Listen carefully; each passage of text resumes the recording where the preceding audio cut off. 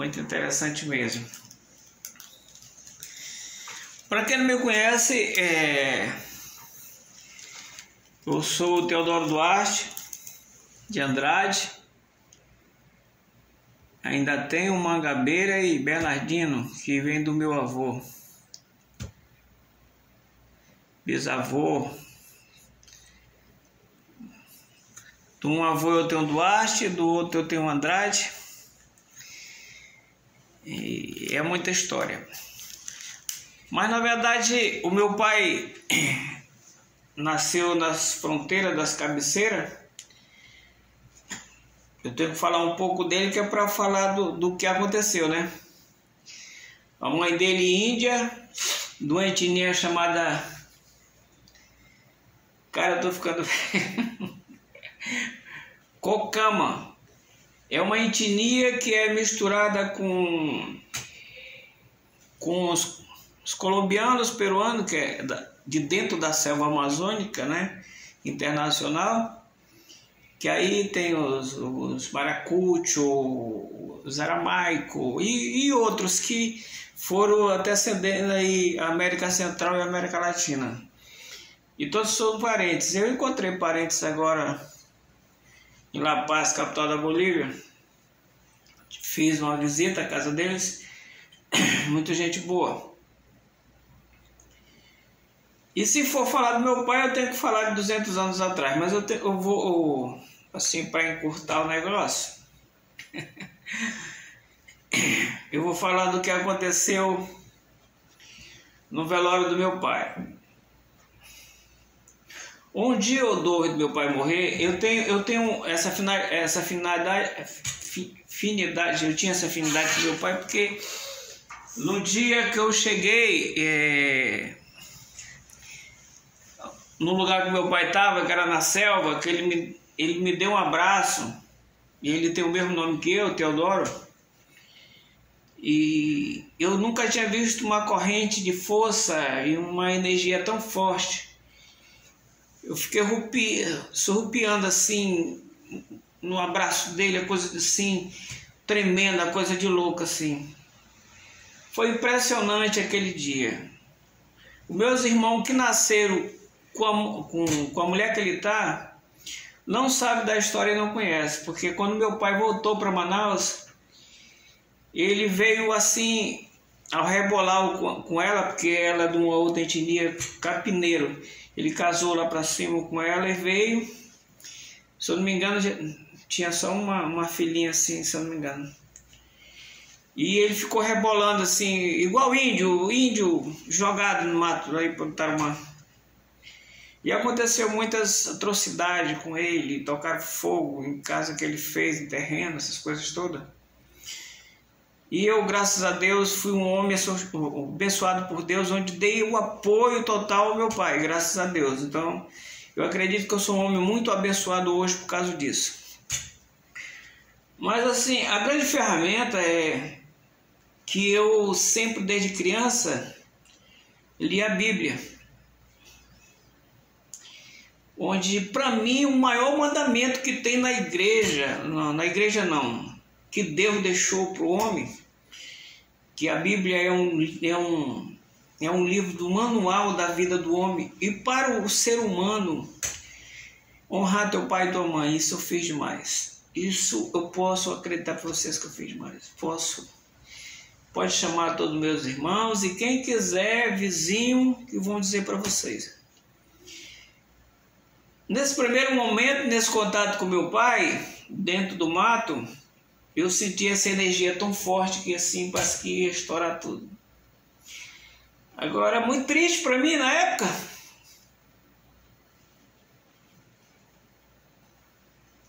Ainda muito novo. Eu já era funcionário público.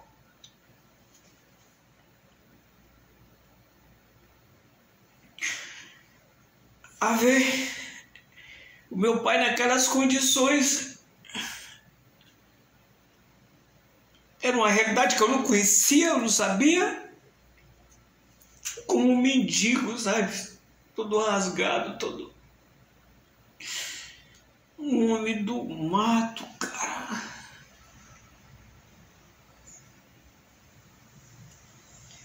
E eu, garotão, cara, um cara.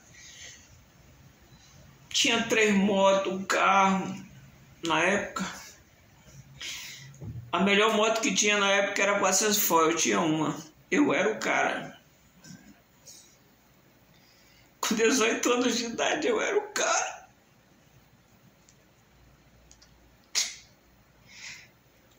E o meu pai jogado no mato, cara. Mas não é porque jogaram ele. É porque ele queria viver aquela vida. Aquilo que ele escolheu para ele. E eu dou graças a Deus, essa senhora, essa Madre Juliana Tavares Andrade hoje, abraçou meu pai, criança ela ainda, e viveu com ele até o resto da vida. Ele morreu com 101 anos. E fez o último filho com ela, ele tinha 86 anos. E todo mundo dizia que não era filho dele. E Deus castigou que o menino é o único que puxa a cara dele real, a cor, tudo. Meu pai era como se fosse galã de cinema americano. Cara bonitão, cabelo meio louro. A velhice acabou com ele, né? Era o cara, estilo índio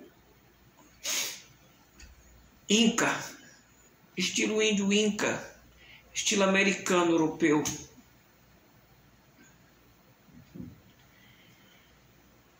E às vezes as pessoas não sabem da realidade das pessoas, da vida das pessoas, e só sabem comentar e falar mal. Falar mal, cara. O que tu vai ganhar com isso, né? E daí eu fui ajudando meu pai no que eu podia. Até chegar o dia da morte dele. Eu tinha uma ligação muito forte com ele espiritual, que as pessoas não entendem o que é isso, mas é espiritual. Tava 3 ou 4 filhos meus aqui em casa. Eu tinha uns netinhos que eram muito pequenininho ainda, que eu não... Ou não tinha, não sei. E eu disse, vamos visitar o avô de vocês agora. E peguei o carro e Tarumã, Curva do Galo. Ver o velho cacique. Cacique Agripino, Cacique Teodoro. O velho cacique da Curva do Galo. O primeiro indígena que chegou lá no Tarumã.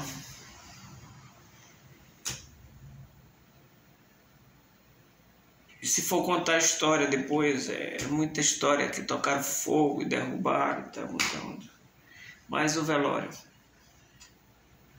No velório, quando ele morreu, ele já tinha 7 filhos com a Júlia. E o terreno que ele adquiriu lá, no nome dele, documentado tudo, por causa de brigas e tal, aquele negócio todo, ele ficou com uma parte onde ele saiu vendendo barato, dando barato para certos poceiros, gente que tinha muito dinheiro, mas se aproveitava dele por ser o homem que era. A gente nunca se meteu na vida do papai, apesar de eu estar lá ajudando e tal, nunca me meti.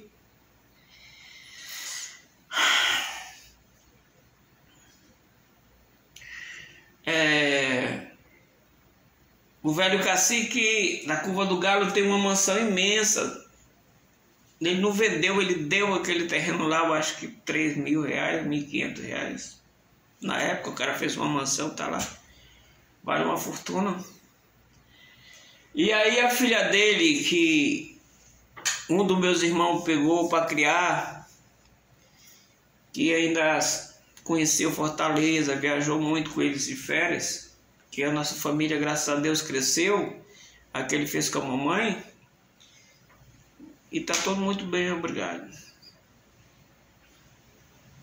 E não quero ser índio, tá? O único índio sou eu, o cacique.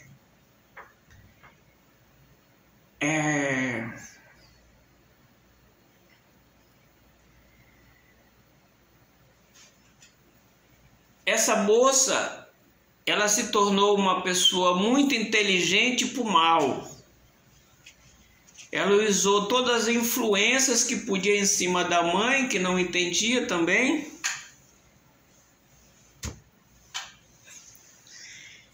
E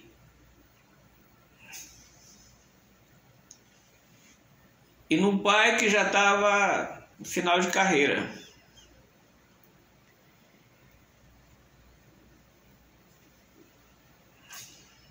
Às vezes a gente não sabe das coisas e aí depois a gente vai procurar saber. Peguei meus filhos e fui para lá. Quando eu cheguei lá, que eu entrei, o meu pai estava morrendo, como um passarinho. E eu dei benção, meus filhos deram tudo benção para ele. E nós temos a tradição ainda de beijar a mão, abençoar. Ele beijou minha mão, me abençoou. Já não tinha mais força de falar tanto. E eu vi aquilo. E eu, na saída, esse irmão mais novo e o outro, que inclusive morou na minha casa, chegou até a fazer, eu acho que ainda o primeiro ano de faculdade.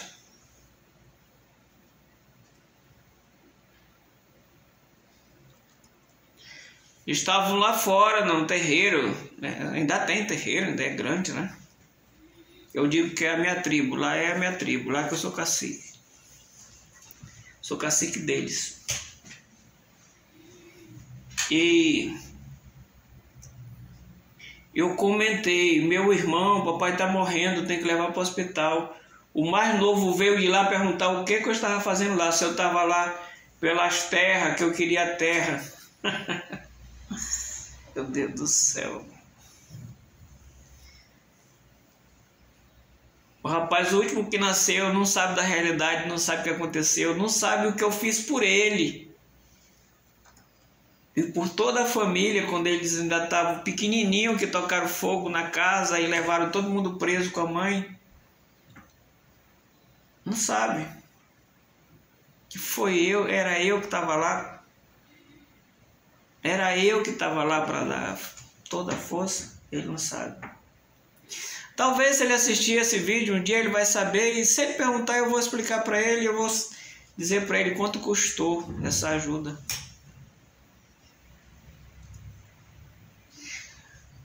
Cara, então é impressionante o que pode acontecer na vida de um homem enquanto ele está vivo, e depois que ele morre é impressionante o que pode acontecer. Cheguei aqui em Manaus, liguei para todos meus irmãos e digo: quem for visitar, quem quiser ver o papai vivo, vá hoje ver ele vivo ainda. E eu tenho um irmão mais novo que tem 50 e poucos anos, 50 e poucos, 53, 54, 51, 52, por aí. Que nem na verdade nós fomos criados tão jogado na rua, que eu vou dizer assim, que nós nascemos e criamos na colônia Vera Machado, eu digo eu e o menorzinho, os outros foram tudo dentro do mato, que nós não sabemos nem aniversário dos outros. Aí o que acontece? Eu não sei aniversário nenhum deles lá, não sei nem data, nem nada. Não sei nem a data que o papai morreu. Cara, aí essa minha irmã mais nova, que morreu também agora de Covid, esse o revoltado tinha a maior raiva do papai, não queria nem ver o papai revoltado. É por isso que eu digo, nunca fale mal de ninguém, que eu não sei o que vai ser no futuro. Como é que eu vou precisar, da hora que eu vou precisar, o que essa pessoa fez por mim no passado. Às vezes a gente fala besteira e eu estou muito nesse tema. O que eu puder agradecer e pedir desculpa e perdão à pessoa, eu vou. Então, o que eu posso dizer para vocês é que eu fiquei muito feliz em saber que essa minha irmã foi com esse revoltado lá conversar e pedir a bênção do papai antes dele morrer. Fiquei feliz, fiquei contente. Porque nem todo mundo tem o prazer de ver o seu pai morrendo e ser abençoado ainda por ele. Os outros eu não sei se foram, viram ou não posso dizer para vocês, né? Sei dizer que esses dois foram. Mas eu vou pedir para os meus dois irmãos mais velhos, que ainda está vivo, porque o que inteirou 80 e pouco morreu, de Covid também agora. Os dois mais novos dele, eu quero que ele sente aqui nessa cadeira e me fale da vida do papai e da vida deles. É essa a minha ideia para o futuro e que eu esteja bem. Por isso que eu pedi a Deus para não morrer agora.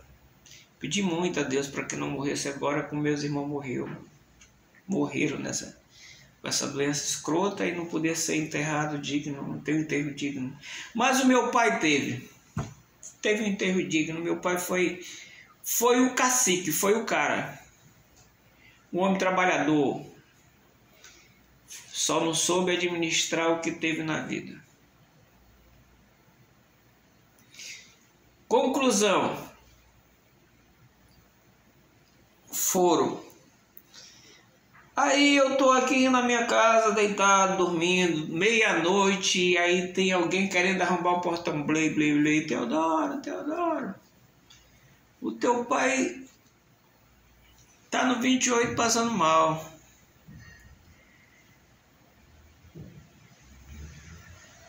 Aí eu fui pra lá saber o que era a realidade, liguei pros meus irmãos todos foram pra lá. Aí veio a notícia lá de dentro: o pai de vocês morreu, tá, então a gente tem que enterrar. Veio o velório. Mano, que um rapaz lá da funerária, vem cá, vamos ver quanto é que a gente faz esse velório todo aqui, que é pra...